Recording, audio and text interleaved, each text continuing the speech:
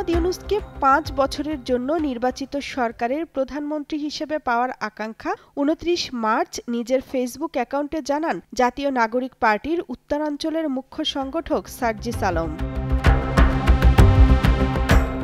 ১০ April সুনামগঞ্জের স্বরাষ্ট্র উপদেষ্টা অবসরপ্রাপ্ত লেফটেন্যান্ট জেনারেল জাহাঙ্গীর আলম চৌধুরী বলেন, রাস্তা থেকে মানুষ বলে যে এ সরকার আরও ৫ বছর থাকুক।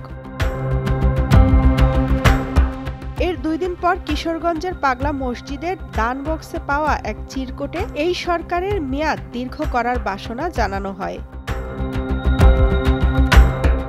এনসিপি সহ কয়েকটি সংগঠনের ফেসবুক পেজে সরকারের মেয়াদ বাড়ানোর পক্ষে প্রচার ও জনমত গঠনের চেষ্টা লক্ষ্য করা গেছে। জাতীয় নাগরিক কমিটির ফেসবুক গ্রুপে ২০২৯ সালে নির্বাচন নিয়ে মতামত চাওয়া হয়েছে। এতে বিএনপি ও সমমনা দলগুলো আশঙ্কা করছে যে এটি নির্বাচনের সময় বিলম্ব করার ষড়যন্ত্র।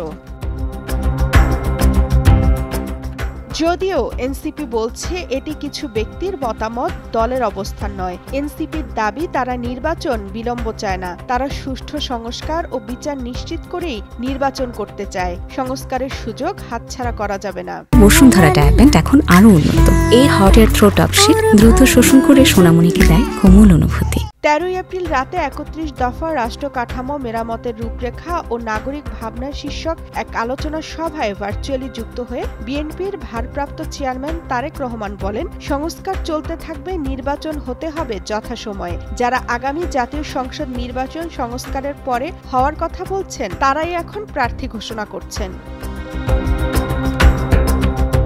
১৩ এপ্রিল বিএনপির স্থায়ী কমিটির সদস্য সালাউদ্দিন আহমদ বলেন, অন্তর্বর্তীকালীন সরকার অনির্বাচিত, এটা প্রতিদিন স্মরণ করিয়ে দেওয়া হবে। তারা কখনো নির্বাচিত সরকারের বিকল্প হতে পারে না। বিএনপির স্থায়ী কমিটির আরেক সদস্য সেলিমা রহমান বলেন, একটা অনির্বাচিত সরকার অবশ্যই দীর্ঘ সময় থাকতে পারে না। তারা আগেও বলেছেন, এখনো বলছেন। এই অবস্থায় তারা দ্রুততম সময়ের মধ্যে জাতীয় নির্বাচন অনুষ্ঠানে রোডম্যাপ ঘোষণার দাবি জানিয়ে আসছেন।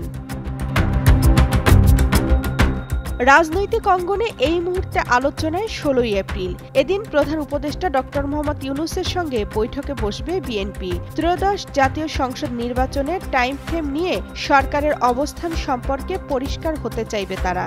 সরকার প্রধানের সঙ্গে প্রধান রাজনৈতিক দলের এ বৈঠকের দিকে চোখ দেশবাসীর। চলতি বছরের ডিসেম্বরের মধ্যেই জাতীয় নির্বাচন চায় বিএনপি সহ মিত্র রাজনৈতিক দলগুলো। তামান্না তাহসিন খান, কালের কণ্ঠ।